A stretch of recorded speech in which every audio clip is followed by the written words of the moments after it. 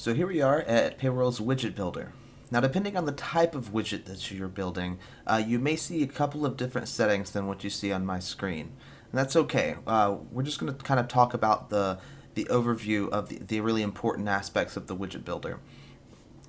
So you can name any of your widgets with the name field at the top. And this is really good to have a reference of what the widget does. Your customers won't really see this name unless you enable this in your portal, which I'll get to in a second.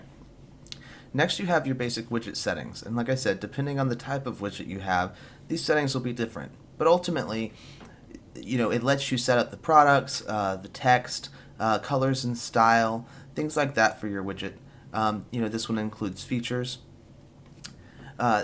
If you go under advanced settings here, you'll see a few things. Some of the widgets have the ability to turn on and off the quantity selector, and then you'll see clear cart on reload.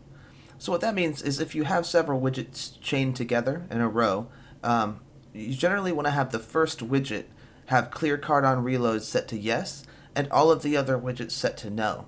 And what this does is if your customers come back to a page a couple of times, they don't wind up with multiple quantities of the same product in their cart. Their carts reset when they start the flow through your widget chain.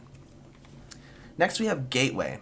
So once you connect a live gateway, you're going to want to come into your widget and make sure that you set the right gateway for your widget, because all your new customers will be put onto that gateway and all of their payment information will be stored there. So it's really important that at least the last widget in your chain, so if you only have one widget, then it would be that one.